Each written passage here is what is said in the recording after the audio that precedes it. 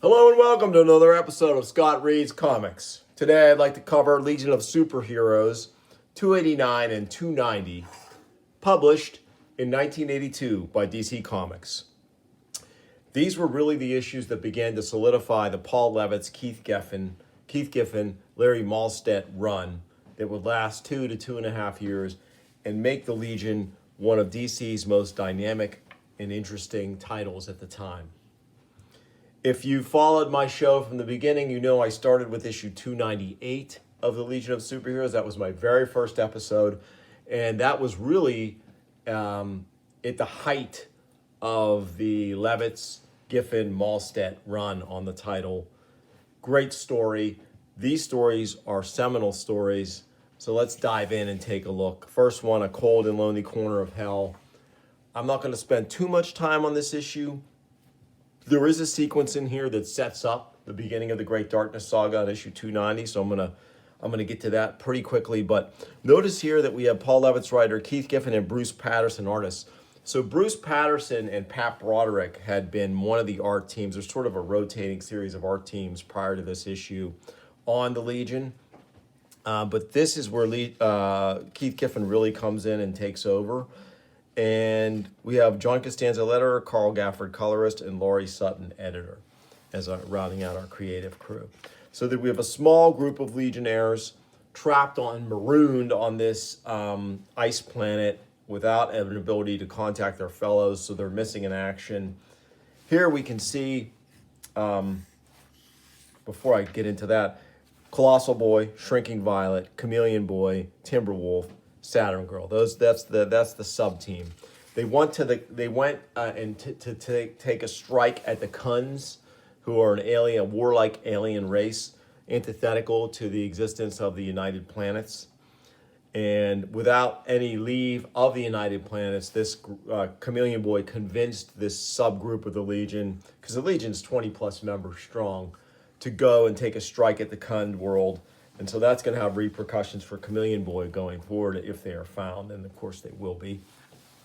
Here we see that classic Giffen 9-panel grid that you're going to be seeing moving forward, especially in the 5 years later stories, a few years from this point, in the later 80s actually. But here we can kind of see Giffen elements, marks, and elements of the Giffen style that's going to come. Little touches here too I love, like Giffen inherited this Block, essentially. Block's one of my favorite Legionnaires. He's an Earth Elemental type character. He's an alien, a member of the Dryad species of aliens. And he always had kind of a weird sort of rock elemental look to him, which I'm a sucker for characters like that. My favorite Herculoid was Igu the Rock Ape. So I've got a long history with these characters as a kid. That's, I think, why I gravitated towards Block so quickly. But here Giffen has inherited this weird gladiator-style costume for Block with the cross chains and the skirt. That's going to go away. The big nose we're going to see is going to go away, and he's going to refine Block's look so he looks really cool. But I just love Block, and pairing him with Sunboy, one of the most charismatic members, is funny, because they're just so different. And great storytelling. Giffen is such a gifted cartoonist. He had left Marvel. He was doing that very Kirby-esque style in the mid to late 70s in Marvel and Defenders. Bounced around, working for both companies. Now back at DC for the long haul on this Legion run. And you're going to see a stark difference as we go to the next issue between the Patterson inks on Giffen and the Malstedt inks. Dawnstar, great Legionnaire.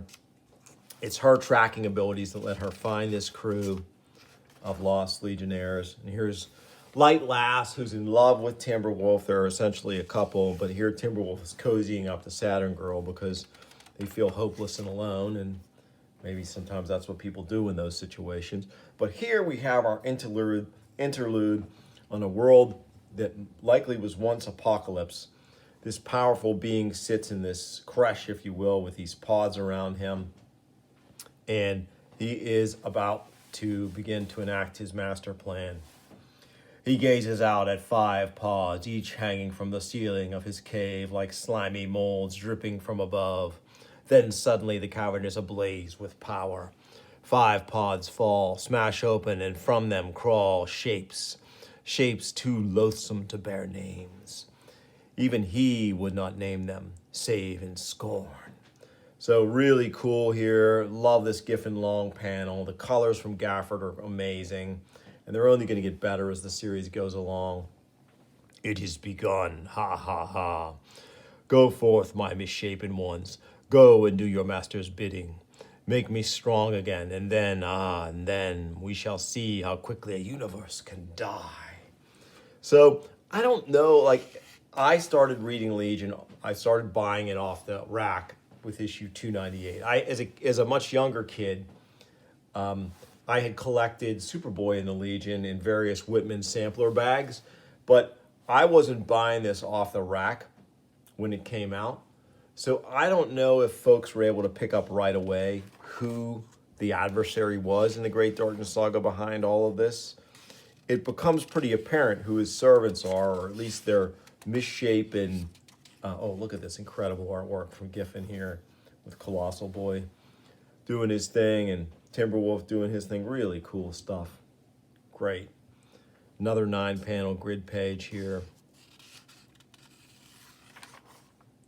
And then, of course, the Legionnaires are discovered by Dawnstar's tracking ability, and Light Lass is with her, and she sees Timberwolf cozying up with Saturn Girl. And there, of course, is teen angst, although they're probably more like 19 or 20 at this point. And the servant shall be a sign is the next issue. So yeah, I don't know if fans at the time, there's a backup story in here not really worth looking into. I don't know if fans at the time knew right away that this was Darkseid or not, because obviously it starts here. The most mind-staggering multi-issue epic ever, Legion of Superheroes 290, and the servant shall be a sign. Nice Giffen Giacoya cover here. And here, with the Malstedt inks on the Giffen pencils, the Team Supreme is born as Paul Levitz, Keith Giffen, Larry Malstedt, John Costanza letterer, Carl Gafford colorist, Laurie Sutton editor, welcoming you to the most chilling Legion epic in years. Really great splash page, just phenomenal. I love the new Invisible Kid and Wildfire with this Kirby crackle here, just totally awesome. So what's going to happen over the next few issues is Darkseid's going to send his minions out, and here's one of them here. And who can, it's pretty obvious that this is some misshapen version of a Kryptonian. And the Legionnaires begin to realize it pretty quickly when he starts trashing them. Superboy, arguably the most powerful Legionnaire, maybe next to Mon-El, swatted aside by this full-grown, corrupted version of himself. And you can see here the freezing breath. It becomes pretty obvious. Well, I love when they use Wildfire's visor as a storytelling mechanism. Phantom Girl, get out of his way. Don't worry, Wildfire. A phantom is never in the... she tries to go through him, and she's chilled by his aura of evil, affecting her, even her intangible form. And of course, again, we see Gafford's colors just lighting up this incredible artwork here. It's so awesome. Superboy comes back. And of course, they're stealing artifacts of power and then getting out of Dodge. And they go through these boom tubes and escape, which they're not really boom tubes. They're not shown as boom tubes here. They have this sound effect, plonk. He gets away. So it's a skirmish, an engagement, and then he gets away. Here, great, we see Block and Brainiac 5, and we can begin to see here the artists working their way on Block here, changing him up, making him look much cooler. Here he's just in some plain trunks. He's got rid of that stupid gladiator outfit with the chains. Stupid is too harsh a word. I thought it was a bit goofy. And they toned down some of his features a bit. Really cool. Love his dialogue. It's always so great. It is a shame about Matter Eater Lad's dysfunction. But I fear, while his madness may be ending, Chameleon Boy's troubles are beginning. The others barely speak of him any longer. So Chameleon Boy is going to be in trouble. He's going to be prosecuted for leading the Legion astray on that ill-advised mission to the Underworld. Love Timberwolf's costume here and his sort of how he shifts between this feral to normal appearance. Here, an awkward encounter with Saturn Girl after their brief interlude on the Lost Planet. Here we have some more Legionnaires, this time at the Tower of London, and they're going to encounter some additional Servants of Darkness. And this guy, great, corrupted version of an Owen, those incredibly powerful aliens who give Green Lanterns their power. Great shot here of Wildfire going at it with him, really cool. And he's taking the sword Excalibur, which is totally awesome. So he's gathering artifacts of power to be absorbed by his master. Gets clocked, but still, through one of those mysterious portals, gets away. That fool will be a mystery to you until the day the darkness comes to swallow you forever. So really great stuff. And again, solidifying the look of so many characters like Dr. Gimel, totally awesome. The Legion Doctor, who is quite irascible with his 3 arms. I'm not sure if this is the first appearance of Dr. Gimel or not. But here we have Element Lad, Light Lass, and then we have Lightning Lad, who's injured and in some kind of coma. And here we have great encounter here between Timberwolf and Saturn Girl.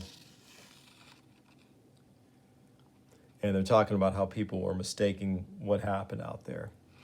I know what happened out there. You know what happened. But Garth and Ayla were far away, scared for us. They don't know. And no matter what we did or why, I don't know if we can ever ease their doubts and fears or ours. And of course, here's Element Lad upbraiding her.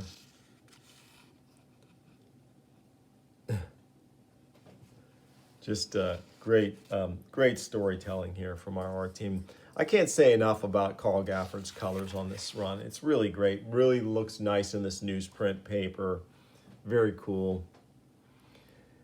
And here we have the Dark Master with his servants arrayed and, of course, disguised. He's absorbing the power from these stolen artifacts. And we see him with some servants here who haven't appeared yet. Very cool stuff. Shadow Lass, Cosmic Boy.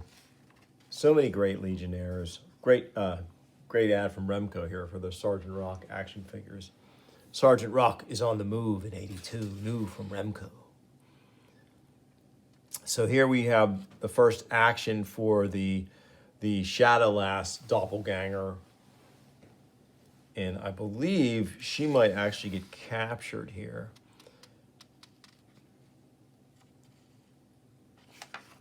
Let's take a look.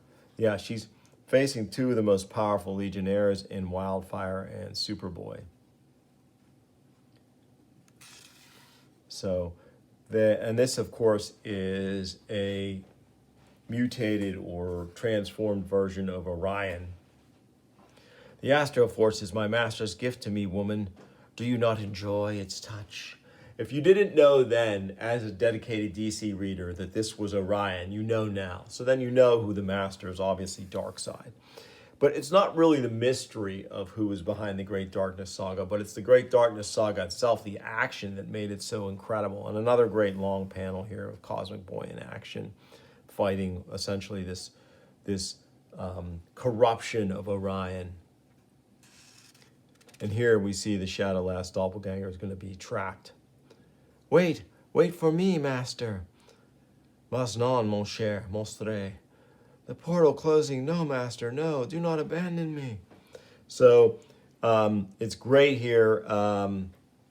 The new Invisible Kid blocks her with a great invisible tackle here. Awesome. And then Superboy just slams her unconscious. Good work, Invisible Kid. I think our little plan worked just fine. We traded our dusty old orb for a prisoner, and with any luck, that'll mean some answers. Great shot of some Legionnaires around the table here. Look how big Block is compared to the others. Really cool. And here, Dream Girl announces that she's running for Legion leader, which drives Element Lad crazy and Ultra Boy, because they're going to run as well. It was great that at this point in the Legion's history, every year they would have elections for the leader, and the readers would write in, and it was their write-in votes that actually decided the election, which was an awesome reader participation exercise, a really great comic book device that they used. Really awesome. Here's the servant's been captured, and they don't know what they're dealing with, but we, the readers, know so far. So we have, place it before me, lowest of the low, most loyal of my servants, my son. Back now, you broken imitation of what once strode the stars like a giant. It is my time now. The power shall be mine. So he absorbs even more power. And next issue, a sign of darkness dawning. So again, with the use of purples here on this page, and that really is the part of the palette for this character before he reveals himself as Darkseid. Really great storytelling choices by the entire art and writing team on this Legion title. Just great stuff.